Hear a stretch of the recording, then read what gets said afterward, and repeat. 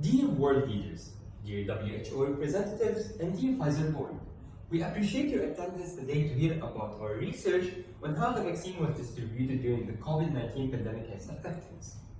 You will first hear a summary of the COVID data from my team and me, Mahmoud, before learning how the vaccine affects key ratios and how the global effort to spread the vaccine failed.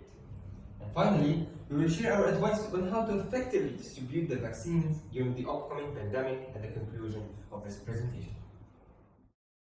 So, we start by looking at the world map. This map indicates the number of COVID cases as of 14th of December 2020. The biggest circle you see on the map is of the United States, where they reported a total of 166 million cases with mortality rate of only 1%. The second highest on the map is India. What you can see though are almost no cases in Africa and China. This is due to not being able to or not willing to report the numbers. However, you must consider the overview is a bit biased. Therefore, let's dive deeper by looking at a histogram illustrating the mortality rate as of that. The mortality rate is calculated from the previous week's deaths and the new cases. At the beginning of the graph, we see that most countries have a mortality rate that tends to zero.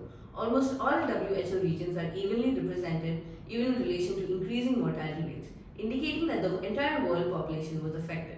However, with St. Lucia having a mortality rate of 25% with 2 deaths a week, and Antigua and Barbuda having a mortality rate of 50% with 1 death over the week, it must be noted that the virus was also capable of being very deadly, especially since we completely leave out a person's age here. In this graph, we will discuss about the vaccine diversity which is distributed among the world as of September 2021. Firstly, if we see the graph, Abdullah is a vaccine which is invented by America to reduce the mortality rate but was not that successful and not distributed. Like America, West Pacific countries and Europe also invented vaccines called Recombinant, Abivac Corona and Sobreda 02 and distributed them among themselves. Later, there are many types of vaccines that are invented to fight COVID. As we can see, Pfizer is a vaccine that was distributed the most. Only in the Africa and Southeast Asia, its distribution is lacking. But by looking at the color coding, there is another vaccine called Covishield, which was mostly distributed to Africa and Southeast Asia. In this graph, we can see how the vaccine rate of all the countries is affected by the number of vaccine types used. By looking at the color coding, we can see that Pfizer is distributed almost everywhere. Though, for example, in Africa, we can see that vaccines are not distributed, not related to demand when one vaccine type is used. We can only see that America and West Pacific countries have proper vaccine distribution. However, looking into the big picture, no correlation between the vaccine types and vaccine rates exists, which is somewhat counterintuitive. As Geetha showed you the vaccination situation, let's now look at the mortality rate.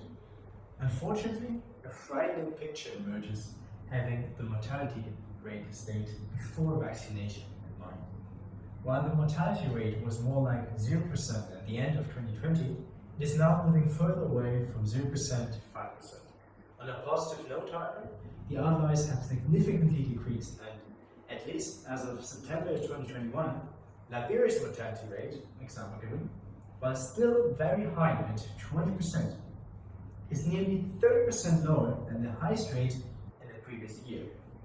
However, looking at the color coding, which presents the proportion of people fully vaccinated in each country, the picture is encouraging.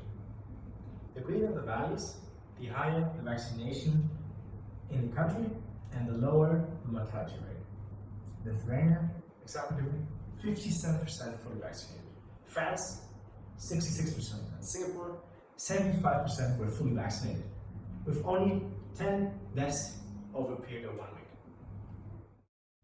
After we have looked now into a histogram, now let's look into a scatter plot. The mortality rate increases slightly as the complete vaccination rate increases, as can be seen from the 2 correlated lines plotted based on whether Pfizer was distributed in each country or not. The vaccination rate is strongly correlated with Pfizer, but only indicates that Pfizer was not hardly distributed in undeveloped countries, for example, in African countries.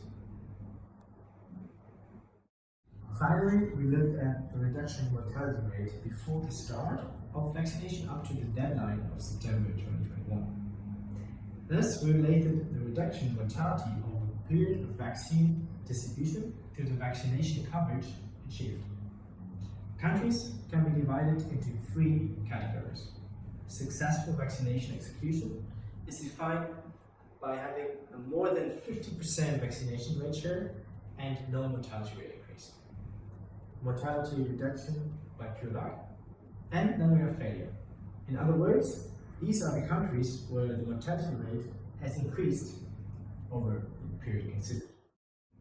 Since all three groups are relatively equal in size and no positive or negative trend can be observed, it must unfortunately be concluded that a high vaccination rate does not significantly minimize the mortality rate.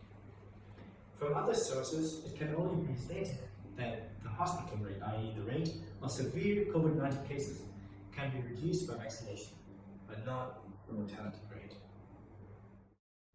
Thanks, Constantin. Let's now look at the big picture. In this dashboard, you can see the daily cases, death, recoveries, and cumulative doses distributed. Looking at the time when doses started to be distributed, you can clearly see how the daily death stayed more or less in the same level. In addition, we can see that the daily new cases differ a lot up and down, which could be due to several factors such as repeated lockdowns or maybe inaccuracies within the data. Moreover, when looking at the two lower charts, it's evident that the mortality rate before and after vaccination stays almost the same. Yet, you can see that in 2021, there are no very high mortality rate outliers. We have to admit that this is a quite heavy dashboard, so let us now be more specific. Here, we compare three countries with different GDP per capita in 2020. UAE with the highest at 37.8 thousand, followed by Chile at 23.3 thousand, and finally Egypt at $23,000 per capita. We can clearly see that the countries with the highest GDP per capita received the vaccine first. This is reflected in a higher cumulative doses and a faster decrease in daily cases. We can also see that the mortality rate did not change even when the cases decreased. And in some cases like Chile, although the decrease in daily cases was substantial, the mortality rate has increased. By repeating the process for several countries, we can conclude two things from what was mentioned. First, countries with higher GDPs received the vaccine earlier, and second, the increase in vaccination doses does not change the mortality rate, but it plays a big role in decreasing or stabilizing new COVID cases. Let's close off with one last look at the world map. While China, India, and the US had the highest number of complete vaccinations in absolute terms, only the Gulf states, most parts of Europe, and China had vaccination rates above 60%. This indicates that a massive distributional inequality existed, considering evidence that the vaccination rate in Africa was still only below 5%.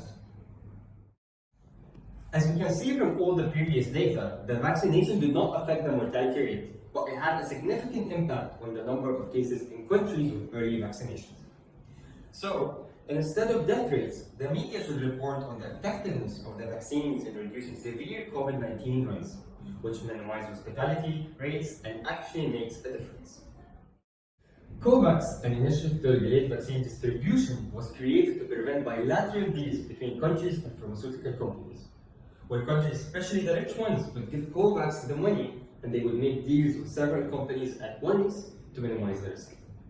However, some countries had already made bilateral deals before Covax and received vaccines early.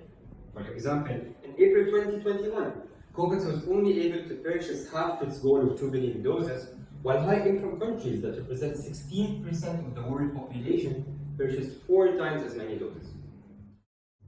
In conclusion, we recommend that a fund like Covax should be created from now to help with the vaccination storage infrastructure in developing countries, so that in the future pandemics, action could be taken right away to limit bilateral deals and ensure a fair and fast distribution of the vaccine. Thank you.